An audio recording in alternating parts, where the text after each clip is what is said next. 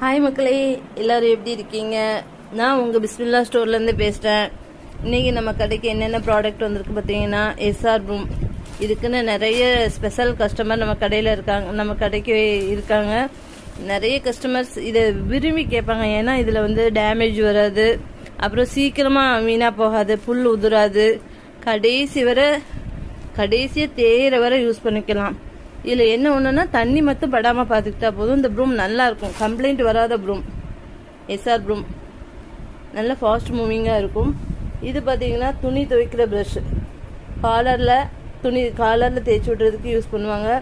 இந்த தனித்தனியாக மடை கழுவுறதுக்கும் யூஸ் பண்ணிக்கலாம். நல்லா ஸ்ட்ராங்காக இருக்கும்.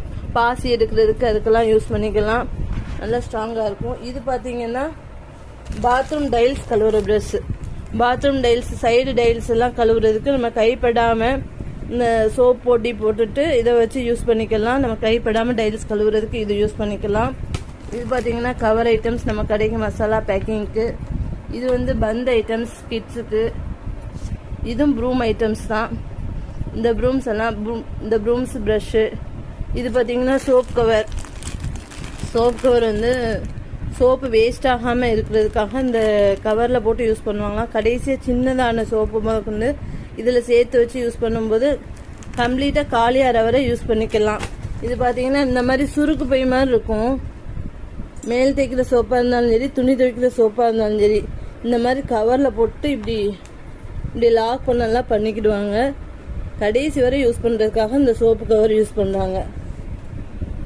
இந்த ஐட்டம்ஸ்லாம் நம்ம கடையில் அவைலபிளாக இருக்குது. வேணுங்கிறவங்க நம்ம கடையில் வந்து வாங்கிக்கோங்க.